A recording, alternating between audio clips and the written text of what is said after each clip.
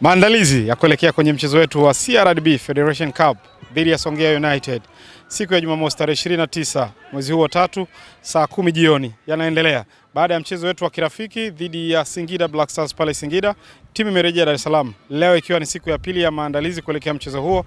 Kila kitu kinaendelea vizuri kabisa katika kambi ya Young Africans. Wachezaji ambao walikuwa kwenye timu za taifa tunategemea kuanzia kesho watakuwa na jiunga na wenzao ili kuweza kukamilisha kikosi kuelekea kwenye mchezo huo. Lakini mchezo wa ligi kuu dhidi ya Tabora United tarehe 2 pale Ali Hassan Mwinyi Tabora. Lakini kwa sasa mchezo ulioko mbele yetu, focus kubwa iko kwenye mchezo wa Jumamosi dhidi ya Songea United kutafuta nafasi ya kwenda kwenye hatua inayofuata kwenye michuano hii muhimu kabisa hapa Tanzania.